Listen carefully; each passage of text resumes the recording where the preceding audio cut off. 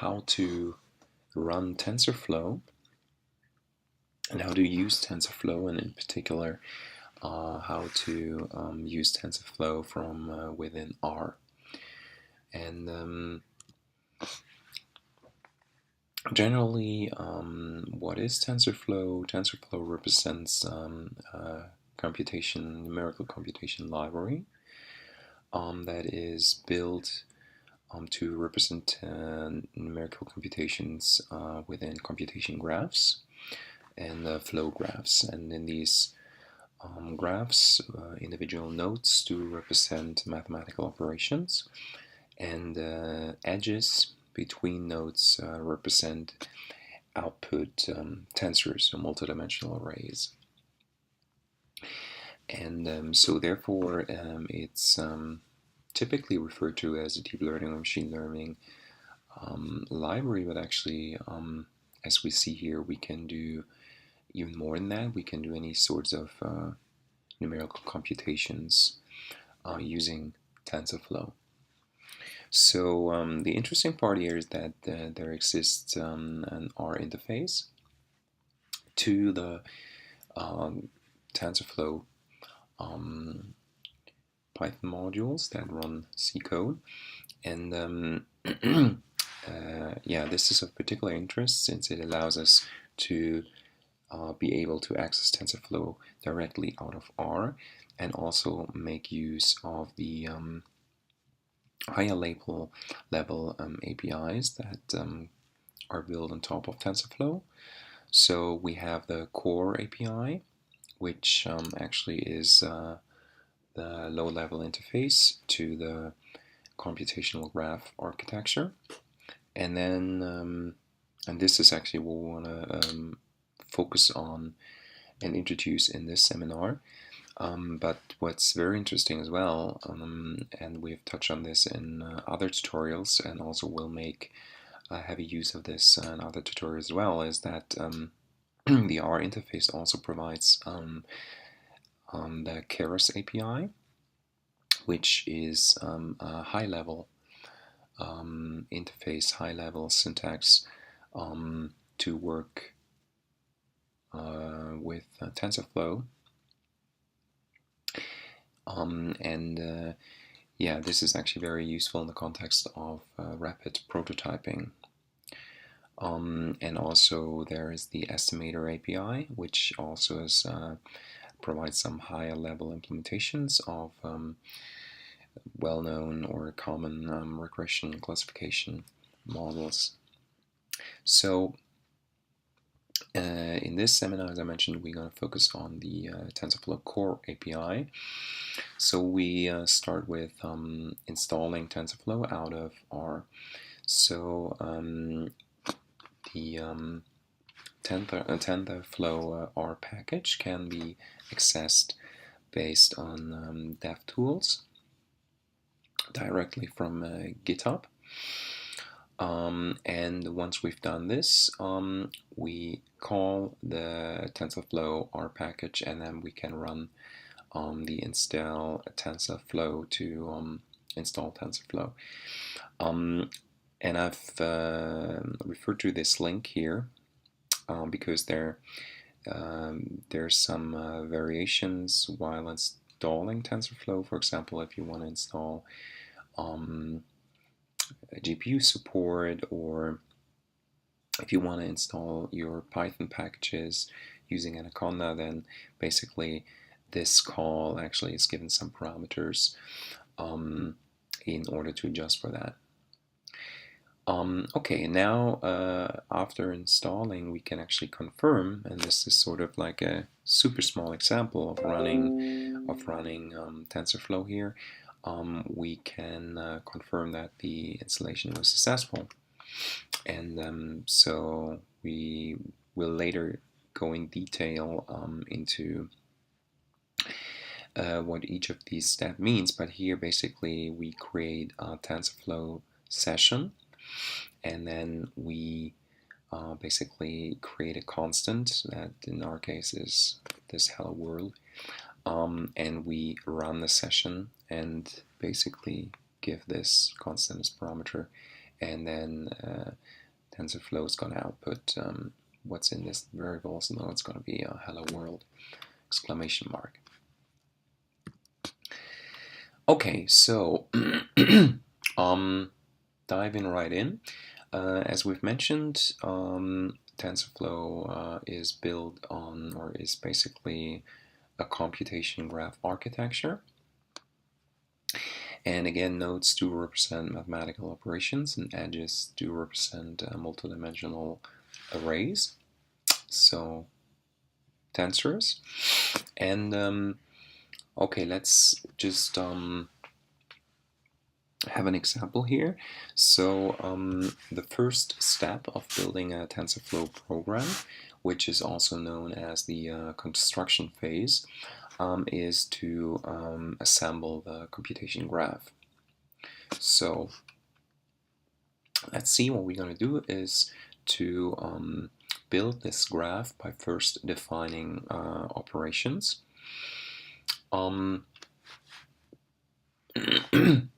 And also defining input variables, or in this case constants. So what you see here is that we create a constant operation that does produce a matrix, which is a 1 by 2 matrix, and this operation is then added. This is as called matrix 1. This is added as a node to our default TensorFlow computation graph. And okay, so then we do the same. We create another constant operation that again, in this case, it builds another matrix, this time a 2 by 1 matrix, and assigns this to this name. And now what we're going to do is here we create another operation, and that is the matrix multiplication operation, and that does take these two input values, matrix 1, matrix 2, and returns as an output value, it's going to return the result of this multiplication. So what we have is basically 3 nodes in our graph. We have these 2 constant operations, and we have this one matrix multiplication operation. And so up to this point, this is all we've done, so there's not going to be any multiplication, because the next phase, the execution phase, is that we have to launch this graph in a TensorFlow session. So this TF session is something we've seen with our very simple example already. Okay, so we first construct our graph, and now we build up a session and run the graph and print the result, and then we close the session again. And that's actually something you could basically really very simply copy paste into our studio and run. Okay, so what we're going to do is first we launch our default graph, and then we want to run the matrix multiplication operation, and therefore what we do is we call the session, we call run on our session, and we do pass the product value here, and this does represent the output of the matrix multiplication op. And so therefore this is, or that actually indicates that this is what we would like to get as output. Okay, so, and this actually run product will cause the system to execute the 3 operations within our graph. And then what we get is, as a result, actually the output of this operation is returned as a result, and we restore this in this variable result. Let's discuss variables. which are, or actually which do contain the tensors, and they are initialized and can later be stored or reloaded, for example, after model training. And the way that we create variables is to call the variable constructor from the Tensorflow module. And then when doing this, we actually add a number of operations to the computational graph. That is the variable operation that will hold and store the variable value, and then an initializer operation in order to set the variables to their initial value. And then as you can see here, for example, for the initialization, we call we have a shape of 200, and we set those to initially to zeros with a length of 200. So this is for biases variables. So I'm sorry, to initialize them with the 0 actually. So yeah, so this is actually how we can create variables. And then in order for those variables to be used, we actually need to call the variable initializer. And this is something that we need to run before we can use any other operations in our model. And the straightforward way is actually from the TensorFlow model to call the variable initializer function. Okay, and that's what we're doing here.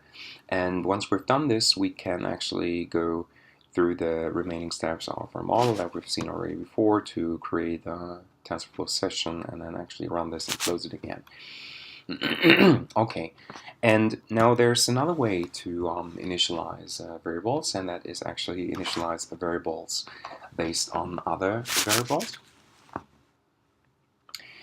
And how to do this? So in order to initialize a novel variable using values from other variables, we can use the initialized value operation here. So as you can see, we have we first created our variable weights that generates some weights randomly sampled from a normal distribution, and we got these weights, and then subsequently we want to generate and initialize, create this other variable w2, and this is something that we basically do using the values weights here. Yeah, so yeah, so that's actually a very nice property that we can use, or we can also tweak those. So as you see here, we take the initialized values from weights, and then in this case we multiply them by 2 and set them as the new values of this w twice variable. Okay, a few definitions here, since I already mentioned this term modules a few times, referring to the TensorFlow module that we've seen several times. So let's just briefly define those.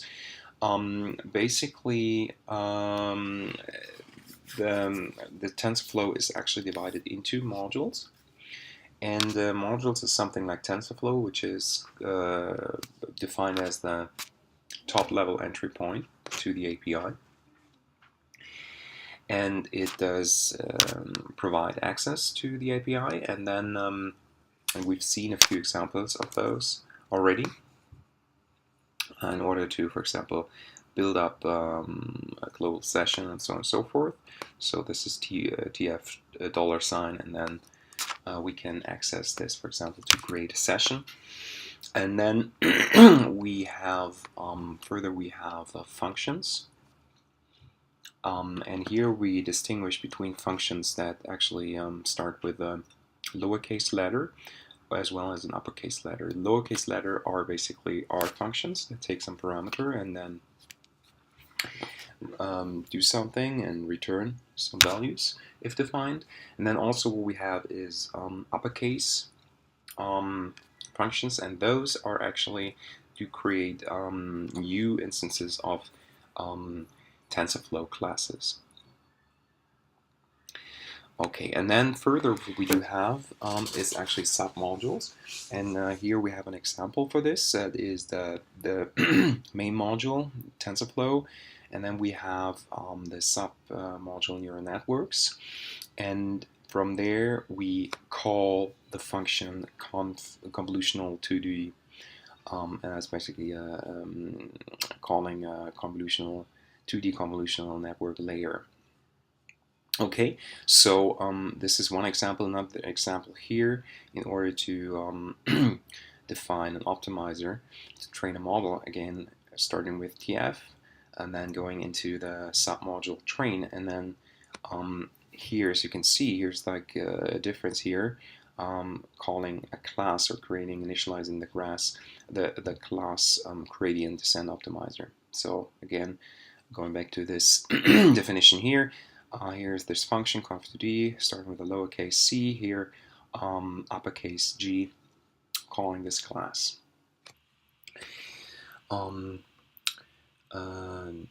Let's close this very first introduction to the TensorFlow architecture with a simple example that basically summarizes everything that we've looked at so far. And within this example, we define some initial random 2D points and try to fit some line into those. So that means that we kind of try to infer the weights and biases that were sort of inherently used to generate the data. Okay, so first let's load our TensorFlow library, and then we generate some data X, sampling 100 samples from uniform distribution between 0 and 1, and subsequently we generate corresponding Y values, and this is by multiplying our X data with 0, 1, and then add in some bias term 0, 3. So here we don't even add some noise terms or whatever, just really very simple example, and kind of we already know what we will be looking for. So